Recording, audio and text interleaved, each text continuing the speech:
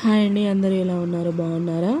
మేమైతే బాగున్నామండి. పాపకి కొంచెం జలుబు అయింది, నోరు టేస్ట్ లేదు మమ్మీ అంటే ఇక్కడ నేనైతే పన్నీర్ కర్రీ చేస్తున్నాను. అలాగే పచ్చడి కూడా చేసిన, దోసకాయ పచ్చడి. ఈ పన్నీర్ కర్రీ చేస్తే పాపం బిడ్డ కొంచెం నోటికి మంచిగా ఉంటుంది, కడుపు నిండా తింటుంది కదా అని ఇదైతే చేసిన. దీనికోసం ముందుగా అయితే మనము ఒక కంచుడు పెట్టుకొని దాంట్లో కొంచెం ఆయిల్ వేసుకొని ముక్కలుగా కట్ చేసుకోవాలండి.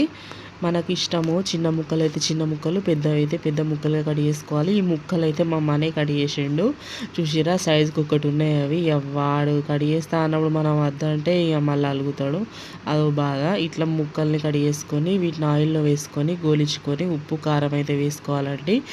అట్లా మనకు అది స్టీల్ది కాబట్టి అట్లా మాడినట్టుగా అనిపిస్తుంది అని అవి ఏం మాడలేదండి, మంచిగా ఫ్రై అయినాయి. మీకు నాన్ స్టిక్ ప్యాన్ ఉంటే మంచిగా నాన్ స్టిక్ ప్యాన్లోనే మంచిగా ఫ్రై చేసుకోర్రి, సూపర్ వస్తాయి గోల్డెన్ కలర్లో.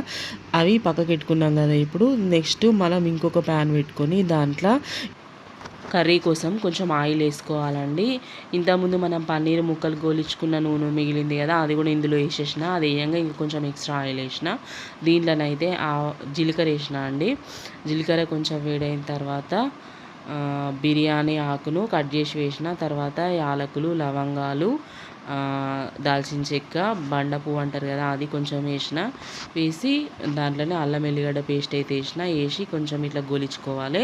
చూసిరా, అల్లం ఎల్లిగడ్డ పేస్ట్ నన్ను ఎందుకు వేసినాం అన్నట్టు మీద పడుతుంది. మనం ఎందుకు కుంటాం, మనం దూరం జరగాలి అంతే. తర్వాత దీంట్లోనే ఉల్లిగడ్డ ముద్ద వేసిన, మిక్సీ వేసి 2 పెద్ద ఉల్లిగడ్డలు అయితే తీసుకున్నా అండి నేను. ఈ ఉల్లిగడ్డ పేస్ట్ ఇందులో వేసి మంచిగా ఆయిల్లో ఫ్రై చేయాలి. ఈ ఉల్లిగడ్డ మొత్తం నూనె నాకే కావాలంటది. ఏం కాదు, మనమేం భయపడద్దు. అయ్యో నూనె తక్కువైందని అసలే ఫీల్ కాకూరి, కరెక్ట్ సరిపోతుంది. చూసిరా, ఉల్లిగడ్డ ఇట్లా మంచిగా ఫ్రై అయిన తర్వాత దీంట్లో కొంచెం పసుపు వేసుకోవాలి. పసుపు వేసుకున్న తర్వాత ఒకసారి మంచిగా కలుపుకుంటే సరిపోతుంది. చూసారు కదా, ఇట్లా ఉల్లిగడ్డ మంచిగా ఫ్రై అయిన తర్వాత దీంట్లో మనం తరిగి పెట్టుకున్నటువంటి పచ్చిమిరపకాయలు వేసుకోవాలండి. ఇక్కడ నేను 2 పచ్చిమిరపకాయలను అయితే యాడ్ చేసిన. దీంట్లోనే కొంచెం కల్లెమాకు వేసిన. అట్లనే ఒక ఉల్లిగడ్డని పెద్ద పెద్ద ముక్కలుగా కట్ చేసుకొని ఇందులో వేసేసానండి. తర్వాత ఒక క్యాప్సికాన్ని కూడా పెద్ద ముక్కలుగా కట్ చేసుకొని ఇందులో యాడ్ చేశాను నేను. చూసారు కదా, ఇట్లా పెద్ద ముక్కలు కట్ చేసుకోవాలి, మంచిగా కనిపిస్తుంది మనకు. ఇప్పుడు ఈ మిశ్రమాన్ని అంతటిని మనం చక్కగా కలుపుకోవాలి. చూసిరు కదా, ఇట్లా ఎల్లిగడ్డ పేస్టు, తర్వాత ఈ ముక్కలు, మనం వేసిన వెజిటేబుల్స్ ముక్కలు అన్నిటినీ మంచిగా కలుపుకోవాలి. ఇలా కలుపుకున్న తర్వాత ఈ మిశ్రమాన్ని అంతటిని ఒక 2-3 నిమిషాలు మంచిగా వేగనివ్వాలండి. చూసిరు కదా, ఇట్లా మంచిగా ఉడకాలి ఇవి ముక్కలన్నీ. ఇట్లా ఫ్రై అయిన తర్వాత ఇప్పుడు దీంట్లో మనము ముందుగా మిక్సీ పట్టి పెట్టుకున్నటువంటి టమాటా పేస్ట్ అనేది వేసుకోవాలి.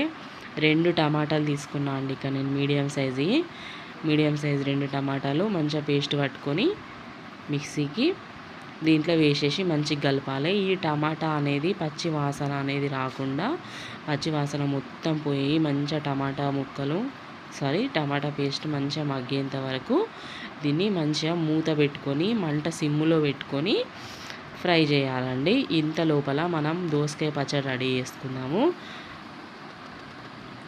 పచ్చడి కోసం అయితే నేను ఒక మీడియం సైజు కీరా దోస ఉంటుంది కదా, దాన్ని మిక్సీలో ఒక్కసారి పల్స్ తీసిన అండి. అంటే మనం తురుముకొని కూడా వేసుకోవచ్చు, మన ఇష్టం అది. అట్లనే ఒక 2 ఉల్లిగడ్డలు మీడియం సైజు ఉన్ని, ఒక 2 పచ్చిమిరపకాయలు పెద్దవి కూడా మిక్సీలో ఒక్కసారి అట్లా పల్స్ తిప్పితే అక్కలు ముక్కలు పచ్చడి అవుతుందండి, సరిపోతుంది మనకు. అట్లనే ఉల్లిగడ్డలు తలగాలి మన నోటికి తినేటప్పుడు. దీనికోసం మనం ఫస్ట్ అయితే ఇప్పుడు దీనికి పోన్కి వేసుకుందాము. ఈ పచ్చడి కోసము ఫస్ట్ స్టవ్ వెలిగించుకొని ఒక చిన్న కంచుడు పెట్టుకొని దాంట్లో కొంచెం ఆయిల్ వేసుకొని ఆవాలు, జీలకర్ర, శనగపప్పు, మినపప్పు వేసుకోవాలండి. ఈ పచ్చళ్ళలో శనగపప్పు, మినపప్పు టేస్టే సూపర్ ఉంటుంది. మా మనకి ఈ పచ్చళ్ళ శనగపప్పు అంటే ఎంత ఇష్టమో నిజంగా వాడికైతే. ఇప్పుడు మనం మిక్సీ పట్టుకున్నటువంటి ఉల్లిగడ్డ పచ్చిమిర్చి ముద్ద ఉంది కదా, అది తాలింపులో వేసుకొని ఒక్క నిమిషం అట్లా వేగాలి. వేగితే కొంచెం ఆ పచ్చి కారం అనేది ఉంటుంది కదా, స్మెల్ అది పోతుంది. పచ్చిమిరపకాయలన్నీ కొంచెం నూనెలో ఫ్రై అవ్వాలి. ఇట్లా కొంచెం ఫ్రై అయిన తర్వాత మనము తురుముకున్నటువంటి మన దోసకాయ ఉంది కదా, ఈ దోసకాయని ఇందులో వేసేయాలి. నీళ్ళు అనేవి వంపేయాలండి. దోసకాయల మిక్సీ పడినాక నీళ్ళు ఊరుతాయి కచ్చపచ్చగా పట్టుకున్నాం కదా, దాంట్లో నీళ్ళు వస్తాయి. ఆ నీళ్ళు వేసుకోవద్దు, మరీ పలచగా అయిపోతుంది. చూసిరు కదా, ఇట్లా ఈ దోసకాయని ఇందులో వేసుకున్న తర్వాత మంచిగా చక్కగా కలుపుకోవాలండి. పసుపు కూడా వేసేసిన నేను ఆల్రెడీ ఫస్టే. కల్లేమాకు ఉంటే కల్లేమాకు వేసుకోర్రి, నేను ఇక్కడ వేయలేదు, అందుబాటులో లేకుండే నాకు. చూసిరా, ఇట్లా వేసిన తర్వాత సగం చెంచా కంటే కొంచెం తక్కువనే వేసిన నేను. ఉప్పు అయితే కరెక్ట్గా సరిపోయింది నాకు. ఎందుకంటే మళ్ళీ మనం ఉప్పు ఎక్కువ వేసినా కూడా ఉప్పు అవుతుంది, ఎందుకంటే దోసకాయ కదా తీయ ఉంటుంది కాబట్టి ఉప్పు ఎక్కువ అవుతుంది. చూసిరా, గింతే ఇక మన పచ్చడి అయితే రెడీ అయిపోయింది. ఇది రోటీలోకి కానీ దోశలకు కానీ మనం బియ్యపట్లు పోసుకుంటాం కదా దాంట్లోకి కానీ అన్నంలోకి కానీ దేంట్లోకైనా కమానే ఉంటుంది. చూసిరా, మన టమాటా అనేది ఇక్కడ మంచిగా ఫ్రై అయిపోయింది. ఇప్పుడు ఇట్లా మంచిగా టమాటా అనేది మంచిగా ఉడికి పచ్చివాసన అంతా పోయిన తర్వాత ఇప్పుడు మనం దీంట్లో ఉప్పు కారం వేసుకోవాలి. ముందుగా నేను ఇక్కడైతే 1 చెంచా కారాన్ని అయితే వేస్తున్నానండి. 1 చెంచా కారం వేసుకోరి. మీకు ఎక్కువ కారం కావాలంటే కొంచెం ఎక్కువ వేసుకోరి. మాకు ఈ కారం ఎక్కువ కారమే ఉంది, అందుకని 1 చెంచా వేసిన. తర్వాత 1 చెంచా ఉప్పు వేసిన. ఇవి 2 వేసిన తర్వాత మంచిగా కలుపుకోవాలి. ధనియాల పొడి కూడా వేసినానండి, 1 స్పూన్ ధనియాల పొడి వేసిన. నేను చేయి కొలతతోనే వేస్తానండి ఏదైనా కూడా. 1 స్పూను ధనియాల పొడి వేసి ఇట్లా దీన్నంతా మొత్తం ఒకసారి మంచిగా కలుపుకున్న తర్వాత 1 గిన్నెడంతా పెరుగు తీసుకోరి. పెరుగు తీసుకొని చెంచాతో గిలా కొట్టుకోండి, మంచిగా స్మూత్గా అవుతుంది కదా. అప్పుడు దీంట్లో వేసేయండి ఆ పెరుగుని. ఇప్పుడు ఈ మిశ్రమాన్ని అంతా మంచిగా గరిటెతోని మంచిగా కలుపుకోరి. స్టవ్ మంట తక్కువ పెట్టుకోరి పెరిగేసేటప్పుడు, లేకపోతే కొంచెం టేస్ట్ చేంజ్ అవుతుంది అన్నట్టు. కలర్ వీడియోలు ఇట్లా కనబడుతుంది కానీ బయట మంచి కలరే ఉందండి. ఎంత కొంచెం వీడియో లైటింగ్ ఎఫెక్ట్ అనుకుంటా.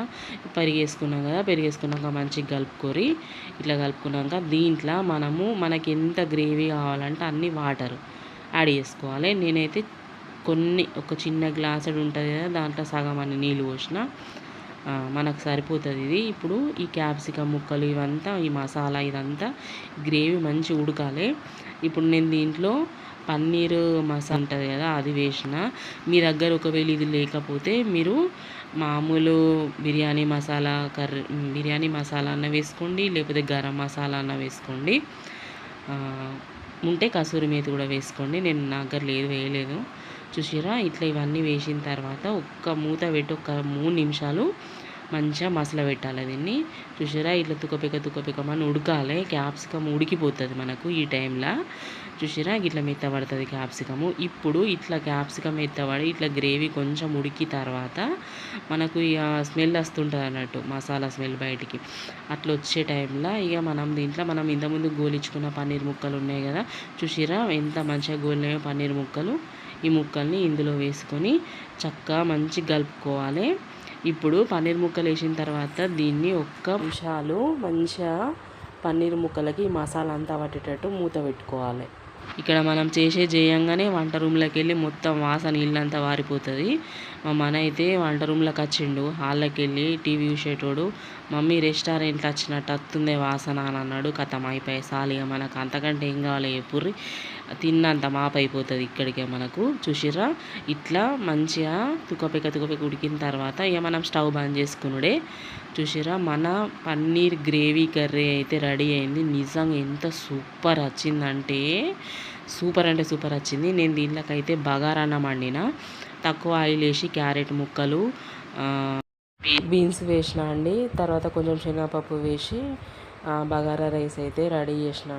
చూసారు కదండి, అన్నీ టేస్టీగా వచ్చాయి. ఈ వీడియో మీకు నచ్చినట్టయితే లైక్ చేయండి, షేర్ చేయండి, సబ్స్క్రైబ్ చేసుకోండి.